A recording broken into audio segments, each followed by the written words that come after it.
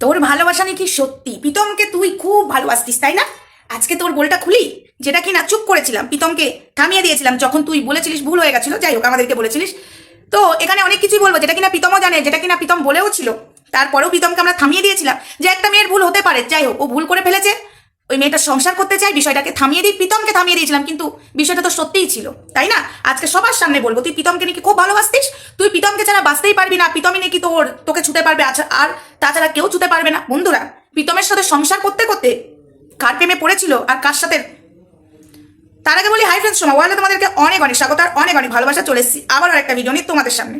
আজকে যেভাবে এই যে পূজা কাকিমাকে, ঠিক আছে, পূজা কাকিমাকে ইউজ করেছিল এই যে মা আর মেয়ে মিলে, তার বাবা মিলেও ব্যবহার করেছিল, মুনকেও করেছিল, তো যাই হোক আজকে তাদের কাছে আমরা খুব খারাপ, এটা সত্যি কথা, তাদের কাছেই আমরা খারাপ হয়েছি এই মেয়েটাকে সাপোর্ট করতে গিয়ে। আজকে আমাকে আর ধরিত্রীকে সামনে রেখে শুধু নোংরামো করে গেছে আর আমাদের কাছে মিথ্যা জানিয়ে গেছে, কিন্তু কিছু কিছু মানুষ আমাদেরকে বলেছে এটা এটা জাস্ট মাথায় রেখে দিয়েছিলাম, তাও ভেবেছিলাম যে না মেয়েটা প্রীতমের সাথে সংসার করতে চাই। চলো সব কথা পেছনে ফেলে দিয়ে মেয়েটাকে সংসারে মানে সংসার জোড়া লাগাতে আমরা ব্যস্ত ছিলাম, কিন্তু মেয়েটা তো সংসার করতে চাই না।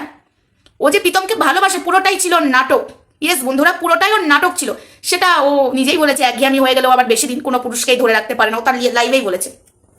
এই যে বন্ধুরা শুনে রাখো, প্রীতমও বলেছিল যে আমার সাথে বিয়ে করার পরে ও খাটে বসে বসে অন্য পুরুষের সাথে চ্যাট করতো, ঠিক আছে। তো আমরা প্রীতমকে মিথ্যা প্রমাণিত করেছিলাম, কিন্তু প্রীতম যে তখন সত্যি বলেছিল তো তখন বুঝতে পারিনি, কিন্তু যাদের সাথে চ্যাট করেছিল না তারা আমাদেরকে অনেক কিছুই দিয়েছিল।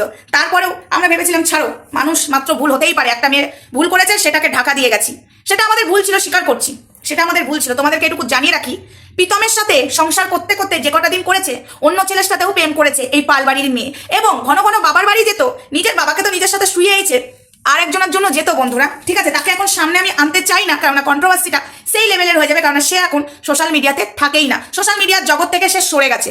তার সাথে অনেক কিছু করেছে প্রীতমকে সামনে রেখে এই যে পালবাড়ির মেয়ে, এবং ওই যে বান্টু ছোটর কথা আসে না, আজকে বলছি তাকে বলেছে প্রীতমের বান্টুটা ছোট, তোর মতো শান্তি কেউ দিতে পারে না।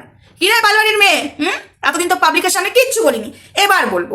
অনেক কিছু প্রমাণ আমাদের কাছে থাকা সত্ত্বেও না চুপ করেছিলাম, কেন বলতো? যে তুই যে ভাষাগুলো আমাদেরকে প্রয়োগ করছিস, সহ্য করতে করতে না সহ্যের বাঁধ এবার ভেঙে গেছে, কিন্তু এই কথাগুলো প্রীতম বলেছিল। আমার কাছে তো তোমরা এখন শুনছো যে হ্যাঁ এটা সত্যি আমরা বলছি, কিন্তু এই কথাগুলো প্রীতম বলেছিল। প্রীতমকে তখন আমরা বিশ্বাস করিনি বন্ধুরা, এবং তোমরাও করনি। প্রীতমকে আজকে আমরা কম শাসন করিনি, কম বকিনি, এই মেয়েটা যাতে সংসার করতে পারে বলে।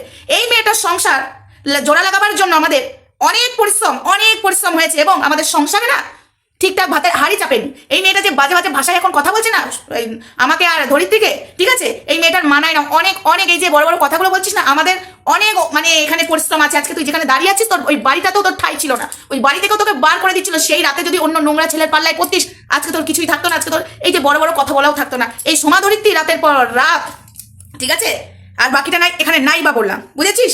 বাকিটা নাই বা বললাম। আর হাত কাটার কথাটা আমাকে আর মুখ খুলাস না, আমি যদি এখন এখানে মুখটা খুলি, হ্যাঁ ওটা সত্যি ছিল, তোর সেলাই করেছিল সব সত্যি, কিন্তু ওটা কি কারণে, কোন কারণে এখানে আমাকে আর মুখ খোলাবি না পালবাড়ির মেয়ে, ঠিক আছে। হসপিটালে ভর্তি হয়েছিলিস সেটার জন্য আমাকে কিন্তু মুখ খোলাস না, আমি যদি সেটার কারণে যদি মুখটা খুলে ফেলি আর কিন্তু রক্ষা হবে না, ঠিক আছে, আর রক্ষা হবে না, তো শেষ রক্ষা কিন্তু তুই আর করতে পারবি না। তাই আমাকে নিয়ে বেশি ঘাটাস না পালবাড়ির মেয়েকে বললাম। তোর বিস্কুট ভালো, গলায় ঝোলা, আমি তো ওকে নিয়ে কন্টেন্ট করবো, আমাকে স্ট্রাইক মেরেছে, ও আমাকে স্ট্রাইক মেরেছে, ওকে তো আমি ছেড়ে কথা বলবোই না, আর তুই ওর হয়ে আমার কাছে সাফাই গাইতে আসবি না, আমাদেরকে বাজে ভাষা বলবি না।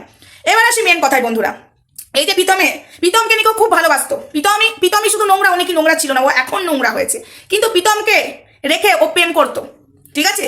ও প্রেম করতো কার সাথে? আমি যদি এখন তাদের নামগুলো নিই, তারা ওয়াইটিতে আর নেই তাই তাদের নাম নিচ্ছি না, আমি তাদের সাথেও প্রেম করেছে। এবং এই কি যেন গানটা দিয়ে বলি, বুঝে নাও, বাতি বুঝা দো পর্দে গিরা দো চুপচাপ আকে প্যার করেঙ্গে বন্ধ কমরে মে প্যার করেঙ্গে, কিউ, তাই তো? হ্যাঁ বন্ধুরা, শুধু বাবার বাড়ির জন্য ওর মন খারাপ করতো সেটা না, ওই কিছু মানুষ ছিল তাদের জন্য মন খারাপ করতো। আর কথায় আমি প্রীতমকে খুব ভালোবাসি, যে মেয়ে মহাদেবের দিব্যি খেয়ে মিথ্যা কথা প্রীতমকে বলে বাচ্চা নষ্ট করে বলেছে, মহাদেবের দিব্যি করে বলছে আমি বাচ্চা নষ্ট করেছি, তারপরে প্রীতমের বাড়িতে এসে বলছে আমি না ভয়ে বলেছি, আমাকে মা আর বাবা যদি ঘরে থাকতে না দেয়, না রে আমি সত্যি বাচ্চা নষ্ট করেছি, আর আগে মহাদেবের দিব্যি করে বলছে আমি বাচ্চা নষ্ট করিনি। ওর মতো ফালতু মেয়ে ছেলে একটাও নেই। এবার আসবো, আজকে দুটো পার্ট কথা হবে এখানে, ঠিক আছে।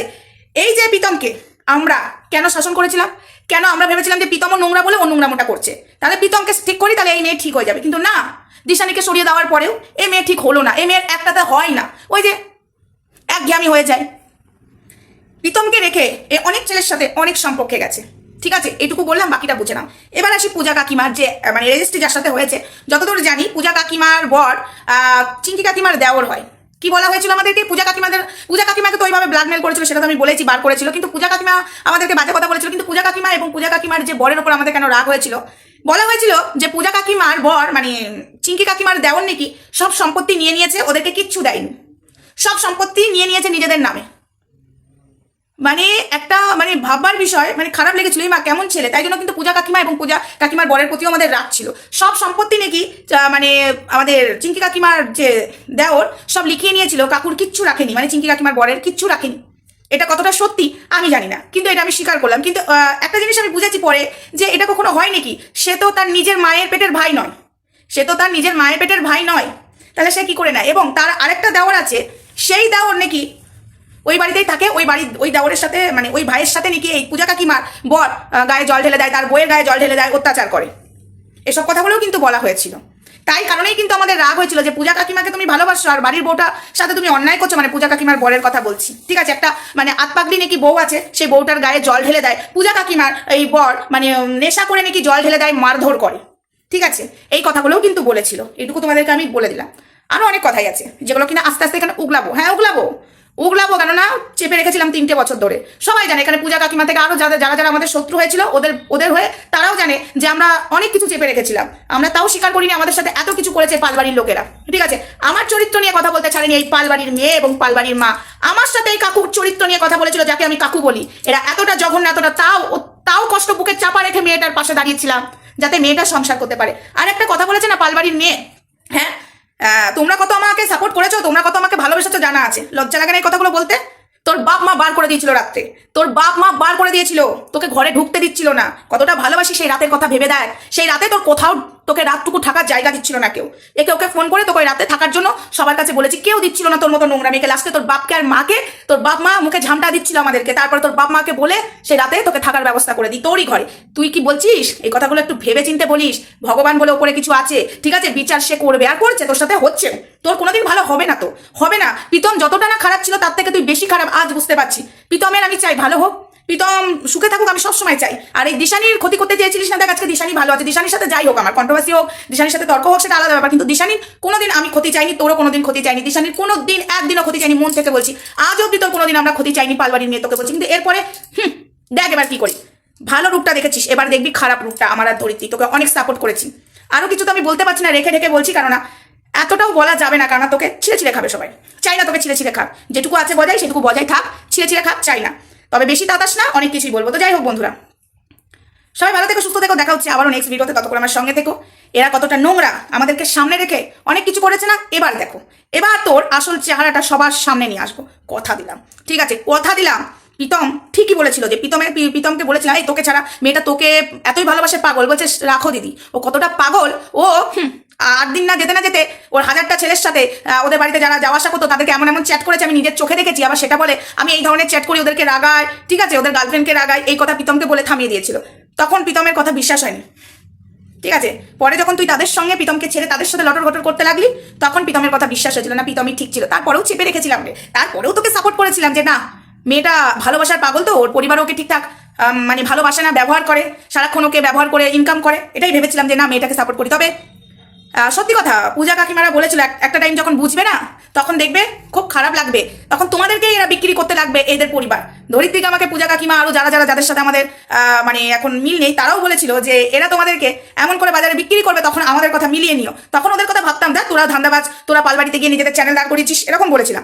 আজ বুঝতে পারছি যে তারাই ঠিক ছিল। তারা তো তোদেরকে কাছ থেকে দেখেছে না, তারা ঠিকই ছিল। দূর থেকে শস্য ফুল দেখতে ভালো লাগে, ঠিক আমাদের সাথে সেটাই হয়েছে। তো চলো, ভিডিওটা আর বেশি বড় করছি না। ভগবান বলে যদি থেকে থাকে, ঠিক আছে, শেষ অবধি দেখে যাব। আমি যদি বেঁচে থাকি, আমাদেরকে নিয়ে যে কাণ্ডটা শুরু করেছিস পালবাড়ির মেয়ে, তারপর তোকে বোঝাবো। তুই শুরু করতে থাক, শেষটা তো আমরা করবো। চলো টাটা।